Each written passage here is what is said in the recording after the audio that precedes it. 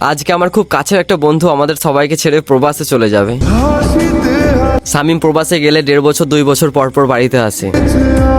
এইবারে শামীম 20টা দিন বাড়িতে ছিল। আমরা একসাথে ঘুরতে গেছি, থেকেছি, বেড়াতে গেছি, একসাথে ঘুমিয়েছি, খেয়েছি।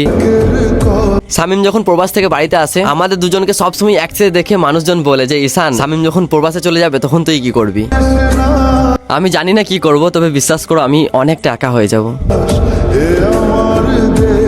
তারপরেও আমাদেরকে মেনে নিতে হবে, কারণ এটাই ছেলেদের জীবন। তোমাদের স্কুল লাইফের কথা মনে আছে? যেই বন্ধুদের ছাড়া কোনোদিন স্কুলে যেতাম না। তার পেট ব্যথা হলে আমারও পেট ব্যথা হতো, তার শরীর খারাপ হলে আমারও শরীর খারাপ করতো। একই বেঞ্চে জায়গা না পেলে মারামারি লাগিয়ে দিতাম।